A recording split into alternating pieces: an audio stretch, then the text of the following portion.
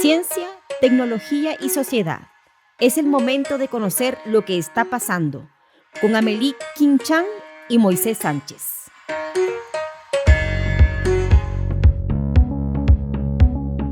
Hola a todas y todos, ¿cómo están? Siempre es un gusto encontrarnos en este espacio. El podcast Está Pasando. Hoy nos acompaña Héctor Velázquez para hablar de transhumanismo. Héctor actualmente es director del Centro Social Tecnológica y Futuro Humano de la Universidad Mayor en Chile. Es doctor en filosofía por la Universidad de Navarra y en estas últimas décadas ha ejercido como profesor de filosofía de la ciencia y filosofía de la naturaleza, con una especial atención en la antropología de la tecnología, el diálogo entre ciencia, filosofía y religión y los impactos éticos, antropológicos y sociales de los desarrollos científicos y tecnológicos. Héctor fue o ha sido conferencista y profesor invitado en distintas universidades del mundo y es autor de múltiples publicaciones y libros. Su último libro, de hecho, se titula ¿Qué es el transhumanismo? Y para eso lo hemos invitado porque queremos entender mejor cuál es ese concepto, qué implica, qué significa para nosotros como seres humanos, para el futuro de nuestra humanidad. Y en este libro, Héctor justamente realiza una descripción global del origen, de las modalidades y de los contextos del transhumanismo. Así que muy bienvenido, Héctor. Muchas gracias, Amélie. Muchas gracias, Moisés, también por la invitación y el espacio para estar con ustedes. Muchas gracias, Héctor. Bienvenido. Yo soy Moisés Sánchez, conductor del programa junto a Amélie. Para empezar, una pregunta que cuando pensamos en esta conversación contigo nos surgió de inmediato. ¿Cómo podemos pensar el futuro teniendo presente esta fusión entre la infotecnología y la biotecnología que hace que los escenarios sean bastante más, tal vez, imprevisibles? ¿Qué es lo que se viene? ¿Qué está pasando? ¿Y qué es lo que viene? Bueno, es una pregunta, Moisés, muy pertinente, sobre todo por la dinámica con la que nos movemos hoy, que parece ser que tenemos una prisa todos por dejar atrás el presente y estar recibiendo lo que nos viene o estar yendo hacia el futuro. Es muy pertinente esa pregunta. A ver, hay quizás dos cosas importantes que diría yo ahí. Una es que el futuro no existe. No existe. Entonces, a veces se nos hace pensar que el futuro nos está aguardando, está esperando por nosotros, es una especie de destino que si no coges el tren correcto no te lleva hacia él, se te va la oportunidad de ir hacia allá. Y eso desvirtúa un poco nuestra realidad presente, porque como el futuro no existe, el futuro hay que construirlo. ¿Y qué va a haber después? No sabemos a ciencia cierta qué va a haber en el futuro y hacia dónde nos va a llevar la tecnología. Hay ciertas tendencias, hay ciertas, pues de alguna manera, índices, indicaciones de hacia dónde van los desarrollos. Pero muchas veces los desarrollos tecnológicos no llegan a ser impactos de global importancia, porque muchos de ellos se quedan simplemente en experimentos, en iniciativas, en buenas ideas, y otros que no se esperaban son los que al final acaban siendo protagonistas. Entonces, una primera idea sería esa. ¿Qué va a haber en el futuro? No lo sabemos y es importante que no querramos saberlo, porque en esto hay muchos gurús que están intentando decirte cuál es ese futuro que nos aguarda y en realidad mete unas presiones y unos estreses que quizá no debía ocurrir. Respecto a eso, fíjate que esta idea de futuro, una especie de destino que está esperándonos, es una idea del tiempo lineal, ¿no? Como si el tiempo fuera progresivo hacia adelante y donde siempre cambiar es mejor, donde el que se queda y se estanca se equivoca, y eso no necesariamente, repito, tendría que ser así. En las culturas precolombinas de Sudamérica es muy particular esto. Hay pueblos de las culturas precolombinas acá en Sudamérica que visualizan el futuro a nuestras espaldas. Es decir, el futuro está detrás porque no existe, entonces nadie lo ve. Y hacia adelante ven el pasado, porque el pasado sí lo tienes enfrente. Sabes de dónde vienes, qué tuviste que hacer, qué tuviste que pasar para construir la persona que eres, para pasar los desafíos que tuviste que enfrentar y qué es lo que te tiene aquí. Entonces, nada más es una como apunte para decir, a ver, ¿qué va a venir en el futuro? No lo sabemos ciencia cierta. Hay algunas cuestiones que pudieran quedarse, otras no. Y hablando de tendencias, sí podemos decir que hay unas ciertas tendencias. Ahora, si eso va a fraguar del todo o no, eso tenemos que esperar un poco. Pero, ¿qué tendencia hay? Hay una tendencia que quizá tiene ciertas características de irreversibles, pero bueno, en esto creo que no está nada dicho, que es la tecnologización o la automatización robotizada de todos los fenómenos involucrados con el ser humano: el comercio, la educación, la interacción humana, la producción industrial, la comunicación de información. O sea, todo esto está de alguna medida atravesado por una tendencia a ser automatizado de manera robótica, es decir, donde el ser humano no tiene un protagonismo fundamental, sobre todo porque su capacidad de gestionar información, de recibir información, de guardar información y de comunicarla, pues es completamente rebasada por la inteligencia artificial. Y si la inteligencia artificial hoy puede hacer eso por nosotros, eso va a ser una tendencia creciente. Entonces vamos a ver seguramente la tendencia, si se mantiene seguramente en los siguientes años, vamos a ver un mundo del trabajo, un mundo del comercio, un mundo de la diversión, un mundo de la educación, donde cada vez esté la tecnologización presente, la automatización, la robotización, más que el papel de los seres humanos involucrados. Es decir, justamente ahí nos interesa conversar un poquito más, como cuál es el rol del ser humano. Hay algunas tendencias que dicen que la inteligencia artificial va a superar con creces la capacidad humana de tomar decisiones y por lo tanto el rol del ser humano va a ser secundario en esa sociedad. Pero también es cierto de que hay otros que dicen que esa fusión entre el ser humano y la tecnología es una fuente de oportunidades y ahí surge esto del transhumanismo. ¿Es el transhumanismo el camino? A ver, respecto al primer comentario, es verdad, hay un reto importante que nos obliga a aclararnos qué nos toca, cuál es el espacio que tenemos nosotros, ¿no? Porque si nuestra capacidad, decía yo, de gestionar, de procesar, de adquirir, de guardar o comunicar información ha sido absolutamente rebasada por inteligencia artificial, bueno, es un reto, es un desafío que nos preguntemos entonces cuál es el espacio que nos toca.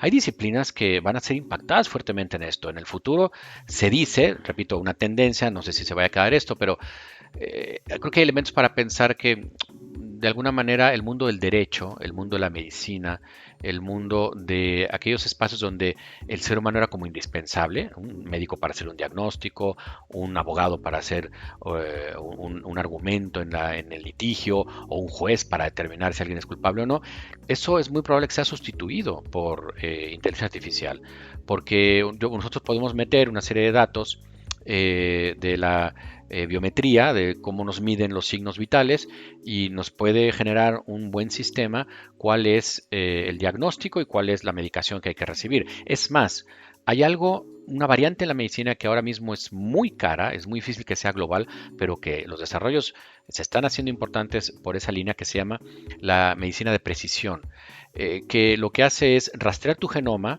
que es diferente al de Amelie, es diferente al mío, es diferente al de cualquiera de los que nos están escuchando, y que genera que nosotros absorbamos o procesamos diferentes medicamentos de manera diversa.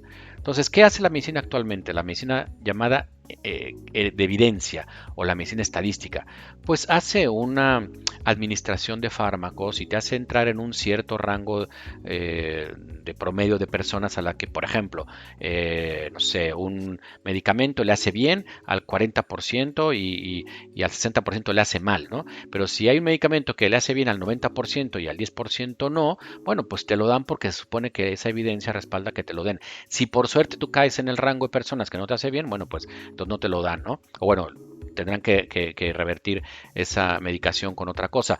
Pero con la medicina de precisión eso ya no es así, porque ahí se va a conocer exactamente por el genoma que tienes, tu cuerpo, cómo reacciona ante medicamentos determinados, ante alimentación determinada. Entonces la medicina se va a hacer de manera personal para cada quien y eso lo va a hacer cada vez más rápido un sistema de inteligencia artificial.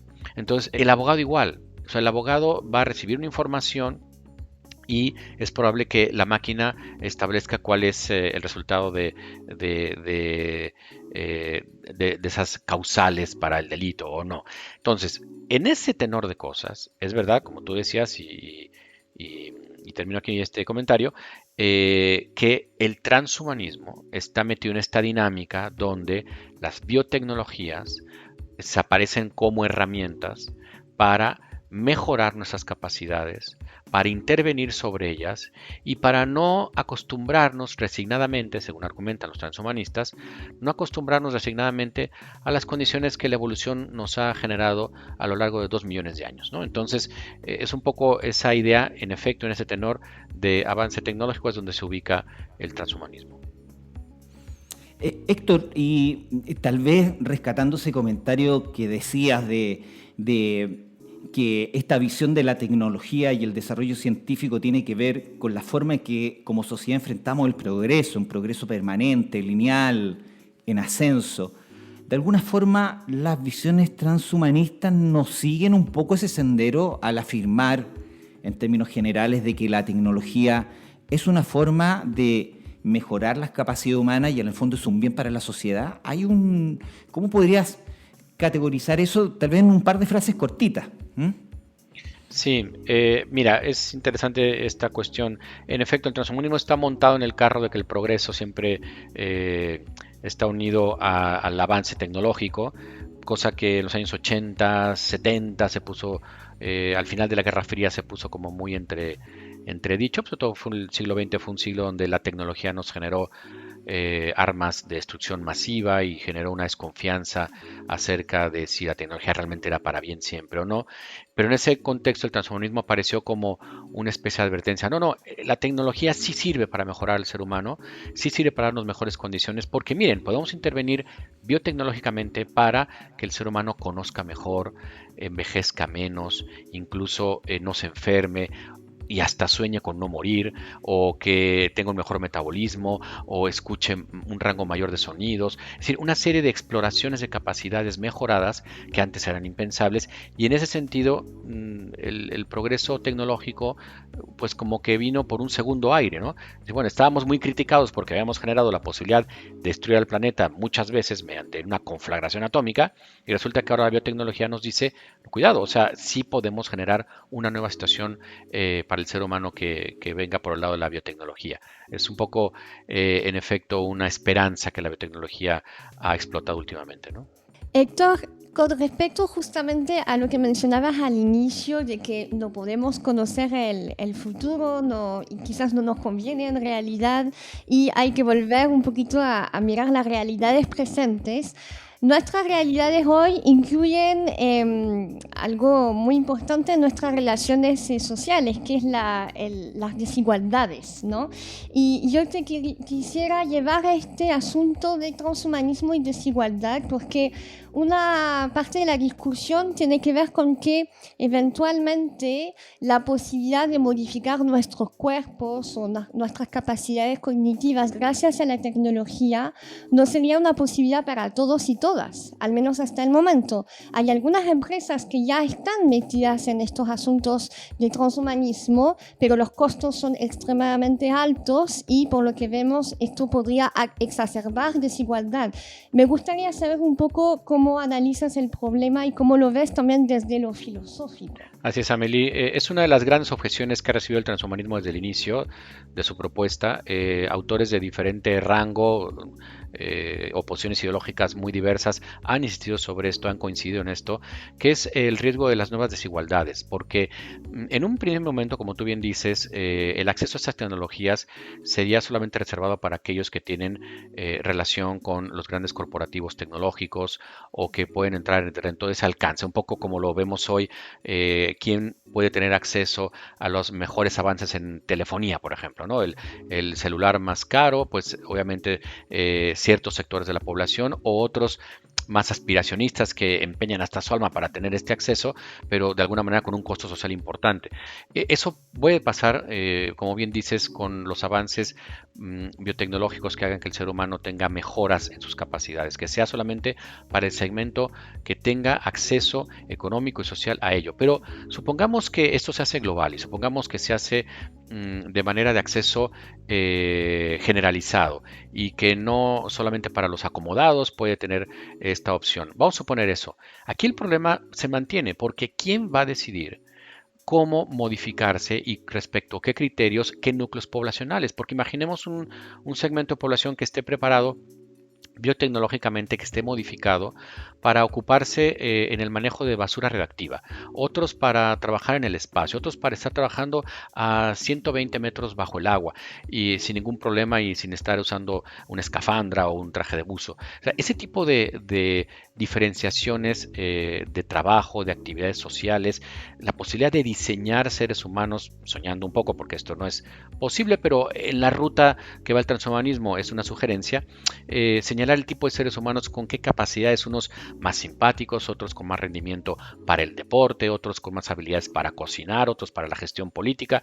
¿Quién va a decidir con qué criterios y desde qué escritorio cómo vamos a dividir a la sociedad? Esto es un riesgo que sigue latente, aunque no fuera una tecnología accesible solamente para acomodados. Es una tecnología que de alguna manera, ante la incertidumbre de qué puede ocurrir, requiere criterios. Siempre en un mundo que está metido en la incertidumbre, lo que deben mediar son los criterios. ¿Sí? ¿Cuál es la guía que vamos a tomar para movernos en la incertidumbre? Y aquí es importante que el transhumanismo ha intentado de alguna manera socavar los criterios, porque un criterio importante, un criterio que ha sido siempre útil cuando tenemos que decidir qué política pública mantener, qué tipo de acción no queremos mantener como sociedad, pues es referirlo a qué es el ser humano, a una cierta noción de naturaleza humana. Gracias a eso, pues comprendimos que la esclavitud no era buena, comprendemos ahora que el comercio de personas no es bueno, etcétera. O sea, hay ciertas nociones de naturaleza humana que son importantes mantener, y el transhumanismo, una de sus tesis importantes es que no hay naturaleza humana, que el ser humano es un sujeto completamente en construcción, que la tecnología nos está diciendo soñemos qué tipo de ser humano querramos ser, sin necesidad de adherirnos al estado en el que la evolución nos ha ido llevando, porque ahora tenemos los medios de pasar por encima de la evolución y de inventar o soñar con nuevas capacidades que nunca hubiéramos imaginado. Por eso es interesante esto que mencionas de las nuevas desigualdades, porque nos pone a expensas de lo que decidan o los que detentan las tecnologías o los que deciden un escritorio político o económico, ¿no? Frente al tema de la desigualdad, hay otro que también es muy importante, que es el de la autonomía. La libertad personal es un gran tema, sé que es un terreno bien escabroso. Si al final del día existiera una amplia disponibilidad de estas tecnologías, modificaciones corporales, cyborg, como le llaman en algunos círculos, ¿hasta qué punto esas tecnologías no condicionarían nuestras propias decisiones?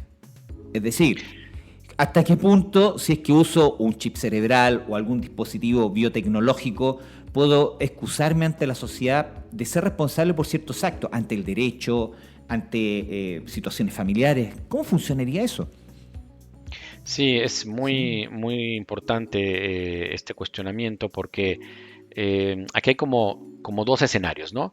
Uno donde la tecnología o la biotecnología estuviera usada para detonar, para gatillar determinadas acciones, ¿no? Que la biotecnología nos haga ser más empáticos, nos haga ser más cercanos, más veraces, que mintiéramos menos, que fuéramos más transparentes, que tuviéramos más capacidad de enganchar, de relacionarnos con la gente. Es decir, acciones que se generarían por una intervención directa de la biotecnología, como hoy en día ocurre con ciertos fármacos que son capaces de generar estados de ánimo más eufóricos o más apagados según se requiera.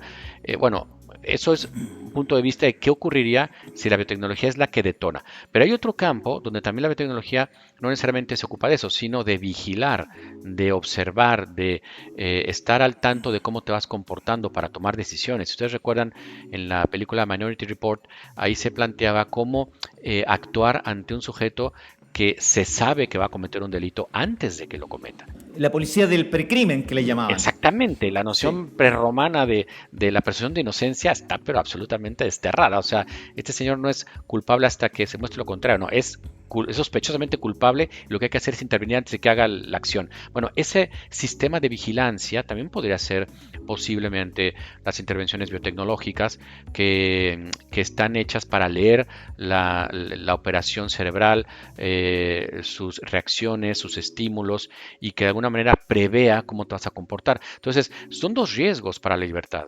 Tanto la libertad que prácticamente no existiría porque no te reconocerías tú como el agente causante de tu acción, el sujeto que va generando las actividades que nosotros vemos como nuestras, ¿no? Porque sería una intervención de un fármaco o de un agente biotecnológico miniaturizado que va generando tus reacciones, va haciendo que tú actúes como supuestamente si fueras tú, pero en realidad provocado por esta intervención biotecnológica, o bien porque no serías libre, dado que esta observación biotecnológica intentaría deducir, inferir cómo vas a actuar, ¿no? Y entonces, en consecuencia,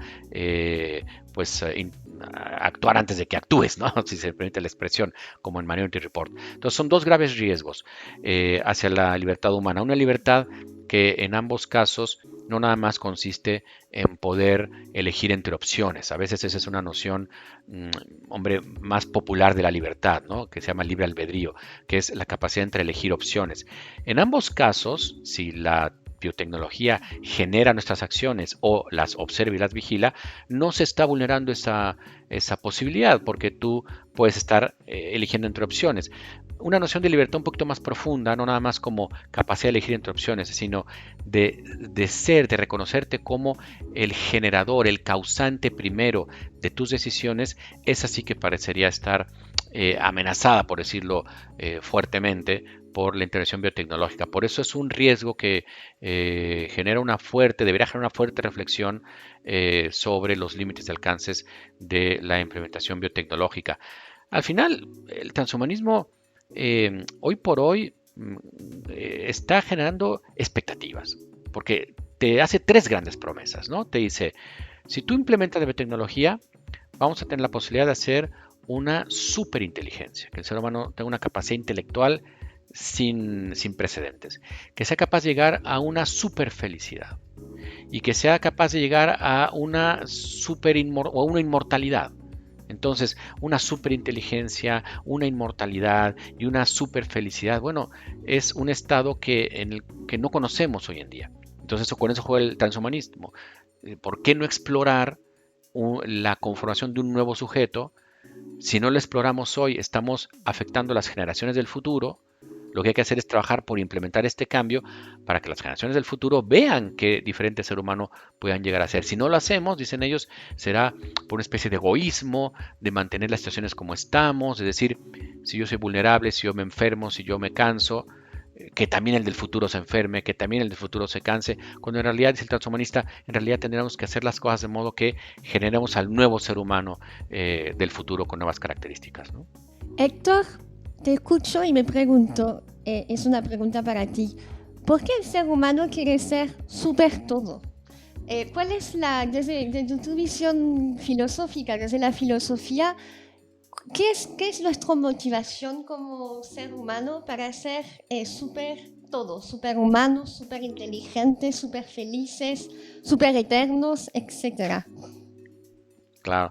Mira, yo creo que, ahí creo que puede haber un equívoco en la propuesta transhumanista que nos hace reflexionar de que estamos confundiendo dos nociones o dos conceptos. Una cosa es la perfección o el perfeccionamiento y otra cosa es la mejora o el mejoramiento, ¿no? El enhancement que se llama. Porque la mejora es llevar un estado de cosas a partir de un cierto límite, un cierto tope, hacia otro. Y para eso tienes que poder medir el estado actual de ese estado de cosas para que puedas establecer hacia qué estado plus llevarlo, ¿no? Si alcanzas a ver a cierta distancia, pues se te mide tu capacidad de visión y los anteojos que uses o lentes de contacto, etcétera, te van a llevar a ver un 40, un 90, un 100% más o un 30% más. O sea, ahí hay una capacidad medible que se puede superar. Igual en la capacidad de levantar un objeto pesado, la capacidad de correr. Hoy en día se corren 100 metros, la distancia de 100 metros sin obstáculos en las Olimpiadas en menos de 9 segundos. Hace 40 años no se podía bajar de 11. Bueno, se podrán bajar a 7 segundos. Es muy improbable, pero se puede intentar porque hay una medición de cuál es el límite y cuál es el estado al cual se puede tender para sobrepasarlo. Esa es la mejora. La mejora es una realidad medible que se quiere sobrepasar hacia un estado también medible. En el caso del ser humano, se ha confundido mejora con perfección. Hay toda una tradición filosófica, ética, antropológica de siglos, que viene sobre todo de la reflexión de los griegos, que hablaban de la perfección, del perfeccionamiento humano. Es decir, de esta capacidad de intentar ser mejores humanos, mejores personas, de lograr una vida buena, una vida que valga la pena haber sido vivida. ¿Eso está sujeto a medición? No está sujeto a medición. Está sujeto a diálogo, está sujeto a una especie de compartir. ¿Cómo ves tú el perfeccionamiento? ¿Cómo lo veo yo? Para mí, ¿qué será perfeccionamiento? Quizá ser más capaz de empatía, para otros será tener más capacidad de comprender al otro, ponerte en los zapatos del otro. Para otros será otra cosa, pero quizá tenemos intuitivamente la idea de que todos los seres humanos merecemos tener enfrente la mejor versión del otro y que el otro, de alguna manera, tiene el derecho de recibir nuestra mejor versión. Y eso no es medible, no hay un estándar que diga, estoy en el grado 4 de mejor ser humano y quiero ir hacia el 5. El transhumanismo convierte la noción de perfección en noción de mejora. Y entonces vende la idea de que la manera de ser mejor persona es estar más modificado. El más modificado, el mejor modificado será la mejor persona. Por lo tanto, serás feliz en la medida que involucres el mejoramiento biotecnológico, pero no necesariamente es así. No porque seas el más mejorado, el que tiene más mejoras biotecnológicas, va a ser más feliz. No por ver más, no por escuchar más, no por vivir más o no morir, va a ser más feliz. Entonces hay una confusión ahí entre bienestar, felicidad, perfección, mejora, que ha estado estresando las últimas generaciones, donde se ha pensado que para ser ser humano hay que ser un superhumano. Y como eso no lo pueden alcanzar todos, porque no todos alcanzamos cierto rango medible en ese grado de mejora, entonces se convierte en una especie de aspiración, como decía Sartre, una especie de aspiración inútil, ¿no? Una intención inútil, porque al final es como tener hambre sin que haya alimento. O sea, no lo vas a alcanzar, entonces la vida se vuelve un sinsentido, se vuelve estresadamente una carrera donde uno siempre va a ir adelante y yo no me veo como con posibilidades de alcanzarlos, y eso genera la visión de, bueno, pues si yo no puedo ser superhumano, entonces soy un ser humano de segunda, ¿no? De tercera, y eso es muy difícil de resolver en términos sociales, en términos políticos e incluso económicos, ¿no? Volvemos al tema de la desigualdad finalmente y de esta idea de seres inferiores, seres superiores, que es muy peligrosa. Súper interesante tu distinción entre mejora y perfeccionamiento, y además muy interesante porque cuando tú nos dices esa idea de yo o considerar que la otra persona merece la mejor versión de uno al frente, es muy interesante porque yo el transhumanismo a veces lo entiendo desde más bien el individualismo versus lo colectivo, versus el bien común. Y te quiero llevar a esta conversación porque hoy hay algunas empresas y algunas personas con muchos recursos que están entrando a este campo desde el sector privado, y por lo que yo estoy entendiendo y quiero tener tu punto de vista, esto no está necesariamente motivado por una necesidad de atender el bien común, sino más bien con una carrera de poder avanzar más rápido que el otro y eventualmente llegar a mejores resultados que otras empresas u otros seres antes de, al final, ser el primero en la carrera. Entonces hay una tensión aquí entre lo colectivo y lo individual. ¿Cómo ves tú justamente esta tensión, además considerando que estamos hablando del sector privado, donde no hay una regulación, no hay un control como existe en el espacio público? Sí, mira, a veces se dice que en el mundo del espacio público, el mundo de la administración pública, el mundo de lo público, todo está prohibido excepto lo que esté permitido, ¿no? La regulación está siempre por encima. Y en el mundo privado, todo está permitido excepto lo que esté prohibido. Son dos dinámicas que nos hacen pensar que el mundo privado es el mundo de la competencia, el mundo de la competitividad, el mundo de los primeros lugares que no son para todos y los demás se van a quedar atrás. Entonces es un mundo, como bien decías, que se avisora como muy estresante, ¿no? Y eso, si lo combinamos con nuestra noción actual de individualismo, se hace una combinación muy peligrosa. Mira, llevamos quizá 250 años de una cultura que cuando salió de una sensación de ser súbdito a una realidad de ser ciudadano, se dio cuenta que ya podía tomar sobre sí, que el ser humano como ciudadano era responsable de su propia conducta, era el único responsable de su actuar, y entonces en ese ser responsable de su actuar y en ese estímulo de no ser un súbdito que está a expensas de lo que diga el gobernante, sino ser un ciudadano, curiosamente la amenaza y el estorbo es el otro. Porque los demás también van a querer ser agentes que generen sus propias acciones y en esas acciones va a chocar conmigo. Entonces fue la cultura de las garantías individuales. Y esa cultura de garantías individuales generó que tu presencia es una amenaza para mí, mi presencia es una amenaza para ti. Este dicho que se ha convertido como en una especie de mantra de mi libertad termina donde empieza la tuya. Pues sí, es que si mi libertad termina donde empieza la tuya, pues es que mi libertad terminó siempre, porque tú estás ahí presente como un sujeto que quiere ser libre y yo también, entonces tenemos un conflicto. Y el conflicto es que los dos existamos. Y como no metamos una barrera entre los dos, la sospecha es que esto va a ser un caos. ¿Cuál es esa barrera? Las leyes. Las leyes se convirtieron en una especie de barrera de garantía que tú no me vas a avasallar, tú no vas a querer pasar por encima de mí porque hay una barrera. Pero eso al final generó después de 250 años un clima donde nadie está interesado en el otro, donde lo único interesado o mi único interés es que el otro no ose pasar esa línea y no se atreva a pasar ese límite, que yo tenga realmente la garantía de que estoy protegido. Eso más la combinación con la competitividad hace un clima terrible. ¿Qué hemos estado viendo los últimos años? En este sentido, yo creo que un cambio de conciencia sobre esta realidad, donde el individualismo, esta idea de las garantías individuales, ya estamos reconociendo, sobre todo por la globalización, estamos reconociendo que mientras más conectado estás, no puede ser que más aislado quieras estar, ¿no? No puede ser que más indiferente seas. O sea, la gran conexión que hemos sufrido desde los años 80 del siglo XX para acá, nos está haciendo quizá más conscientes de que mis problemas no son únicamente míos, se parecen mucho a las otras latitudes. Y más aún, mi acción o lo que deje de hacer tiene un impacto global, como pasó en el cambio climático, como pasó en la crisis ecológica. Así que aquí el individualismo no tiene ya cabida y la competencia individualista tampoco. Entonces, aquí el cambio de paradigma es un tipo de convivencia donde mi presencia no se convierte en una amenaza para el otro, sino al revés, como se hace un momento yo.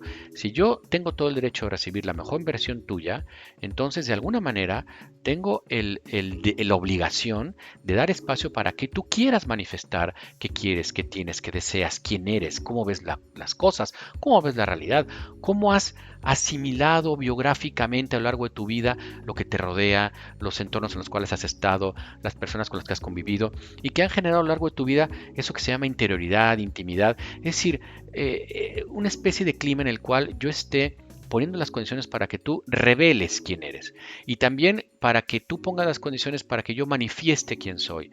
Es un cambio de paradigma en el cual todos estamos de alguna manera a la advertencia, al pendiente de la presencia del otro, donde mi presencia se vuelve una especie de estímulo a tu presencia, sea una especie de clima en el cual lo que quiero es que tú manifiestes quién eres y tú recibas quién soy yo. Es un clima más fincado en la coexistencia más que en la mera convivencia o en la mera coincidencia, porque la individualidad solamente te hace coincidir. Anecdóticamente porque se hacen los mismos límites geográficos o económicos o que hace, por ejemplo, que en ciudades grandes, pues una zona de la ciudad no le interese nada lo que pasa en otra zona, ni quiera conocerla y si mejor no se entera de ellos, mucho mejor, ¿no? O unos países del norte no se quieran enterar de lo que hay en el sur. En cambio, en lugar de eso, y creo que en eso la pandemia ha tenido mucho que ver, nos ha hecho más sensibles de que hay personas con nombre y apellido que habían estado en el anonimato y que nuestra misión es que dejen ese anonimato y enterarnos qué quieren, qué son, qué desean, qué piensan y crear los climas para que nuestra presencia sea de coexistencia. Es decir, que mi presencia hace posible la tuya. No nada más la ve como amenaza, sino al revés. La ve como oportunidad para convivir. En un entorno así, el transhumanismo no cabe, ¿no? Porque el transhumanismo está más casado con la idea individual de hay un estado a lograr de mejoramiento, son pocos los que pueden llegar y es mejor que estés en la lista o estés en la fila de aquellos que sí pueden llegar, ¿no? Es interesante como justamente esta conversación en torno al transhumanismo nos lleva a hablar sobre, entre comillas, ser más humanos o volver a lo humano, como a veces uno escucha, que quizás es una expresión un poco caricaturesca, pero nos hace interrogar un poco sobre nuestra propia esencia y qué es lo que queremos, no solo de nosotros mismos como individuos, sino como sociedades y como colectivos. Voy a cerrar con una pregunta que te hubiésemos podido hacer completamente al inicio, pero que creo que es interesante para terminar. ¿Por qué el transhumanismo, Héctor? Porque es un tema muy específico y muy de futuro, aunque no queramos conocer el futuro. ¿Por qué el transhumanismo? Mira, a ver, yo creo que tiene que ver con que inicialmente fue una iniciativa muy de nicho, ¿no? Una iniciativa muy de biotecnólogos en la esfera de las exploraciones que se hacen en empresas como Google, como de grandes biotecnólogos que no pasaban al gran público. Yo la primera vez que escribí algo de transhumanismo fue en el año 2000, o sea, hace muchos años. Esto no se conocía, nadie hablaba de esto. ¿Qué pasó? Yo creo que se metió en una dinámica que lo ha convertido en una especie de paradigma social, primero de moda, ahora ya está una cosmovisión, porque hay de diferentes tipos de transhumanistas, incluso hay transhumanistas cristianos, ¿no? que quieren relacionar esto con el punto de la religión. ¿Cómo fue la transición? Bueno, yo creo que coincidió con este inicio de la tecnologización, de la cuarta revolución industrial que se llama, ¿no? Porque tuvimos una revolución industrial del siglo XIX, la conversión del vapor en energía que nos hizo soñar con capacidades que nunca el ser humano había podido vislumbrar. Luego vino una revolución, una segunda revolución con el manejo, con cómo manejar la electricidad, que la electricidad en los primeros inicios del siglo XX era una cuestión exótica que se exhibía en ferias porque no sabían qué hacer, ¿no? Con la electricidad. Cuando se supo qué hacer con ella fue una gran revolución. En los años 80 había una tercera revolución que fue la digitalización, que así nos tocó a mi generación, y que eso fue un boom, ¿no? Toda la digitalización de todos los sistemas de información. Y esta que estamos viviendo actualmente, que es de la tecnología, de la rapidez, de la inmediatez, de la automatización, que nos hizo reparar en algo. Antes solamente teníamos técnica. La técnica era un recurso para resolver problemas inmediatos. Y nos encontramos con elementos que ahora se llaman tecnología, que son para resolver problemas a largo plazo o a mediano plazo. No necesidades inmediatas, sino incluso problemas que aún no existen. Entonces nos hace soñar, nos hace vislumbrar, proyectar hacia adelante. Entonces, en ese tenor, en esa transformación de la cuarta revolución tecnológica, del cambio de técnica en tecnología, fue que el transhumanismo apareció como una idea que prendió rápidamente en los grandes públicos, pero sobre todo en los grandes inversionistas. Hay muchos millones de dólares metidos en iniciativas transhumanistas, de interfaces hombre-máquina, de tecnologías para leer la actividad cerebral, para poder leer los pensamientos. Imagínate que tuvieras tener acceso a cómo es la dinámica cerebral de una persona cuando se ve ante ciertos estímulos políticos o culturales o religiosos o educativos. O sea, esa información es oro puro, como lo es ahora la Big Data de nuestro rastro que dejamos al navegar en Internet. O sea, todos esos datos son oro puro. Entonces, rápidamente el transhumanismo hizo soñar en que pudiéramos intervenir para generar un nuevo ser humano. ¿Y quién no se siente tentado a mejorar, a eliminar, a cambiar estas condiciones que le hacen sentir limitado, que le hacen sentir vulnerable? Si me dijeran a mí, oye, podemos hacer que no te enfermes, puede ser muy atractivo. Podemos hacer que no mueras. Ahí ya inicialmente puedes decir, bueno, qué bien, ¿no? Pero luego te pones a pensar, ¿y si no morimos? ¿Y si no enfermamos? ¿Trabajaremos? ¿Habrá regulaciones legales? ¿Habrá regulaciones éticas? Pues porque hoy en día tienes que detenerte ante una luz roja en el semáforo, pues porque sabes que si no hay un grave riesgo de que tú salgas herido o hieras a alguien. Pero si no vas a enfermar y no vas a morir, pues ¿cuál sería el problema de pasar por encima del otro? Si lo puedes, no vas a poder matarlo. Entonces, ¿cuál sería la razón para tener reglas de conducta o reglas de convivencia? Es decir, el transhumanismo irrumpió quizá más rápido, con unas promesas mucho más aceleradas de lo que la reflexión había pensado hacer. A veces se critica mucho que la tecnología avanza más rápido que el derecho, ¿no? Y que van apareciendo cosas, avances para los cuales no está preparada la regulación. Yo creo que en este terreno el transhumanismo avanzó más rápido que la misma reflexión. O sea, antes de ponernos a pensar si queremos tener X o Y capacidades mejoradas, habría que pensar primero si realmente eso es el ser humano. En la pandemia, antes de la pandemia, estaba el transhumanismo en uno de sus mejores momentos. Pero después de la pandemia, creo que mucha gente pensó, ¿qué vamos a estar queriendo ser seres humanos que no mueran o que puedan respirar en el espacio o que puedan vivir debajo del mar? Lo que quiero es recuperar la vida que tenía, poder saludar al otro, poder abrazarlo, poder decirle te quiero, poder verlo a los ojos. En este momento, cuando uno está en este tipo de enlaces telemáticos, si uno quiere ver la imagen hacia la cual estoy hablando, no veo a los ojos.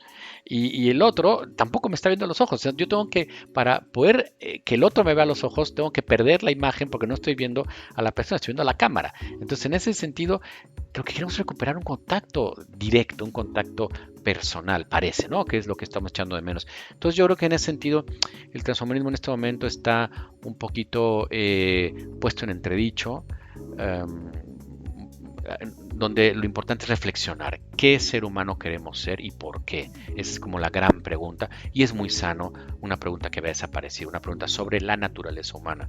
Hay que recuperar las preguntas acerca de qué somos, qué podemos llegar a ser a partir de lo que ya somos. Es un poquito como la reflexión que podamos dejar, ¿no? Bueno, muchas gracias, Héctor. Yo creo que con este cierre no tengo mucho más palabras porque en realidad todo tiene que ver con reflexionar sobre el camino de nuestra humanidad y el camino de nosotros como individuos en el tiempo que nos queda, hasta que seamos eternos, quizás algún día. Muchísimas gracias, Héctor, por esta muy interesante entrevista, esta reflexión, estos contenidos nuevos, insólitos incluso a veces. Gracias por todo esto. Yo creo que nos dejas con más preguntas que respuestas. Hay mucho más que conversar, pero creo que ha sido un aporte enorme, así que gracias por tu tiempo, tu disponibilidad y hasta la próxima. Muchas gracias. Siempre me gusta acabar diciendo en este tipo de reflexiones que a la filosofía le interesa más afinar las preguntas que resolverlas, que dar respuestas, ¿no? Entonces, en ese sentido, si se quedaron algunas preguntas en el aire, mucho mejor, qué mejor, ¿no? Qué bueno. Gracias, Héctor. Gracias. Hasta la próxima. Encantado.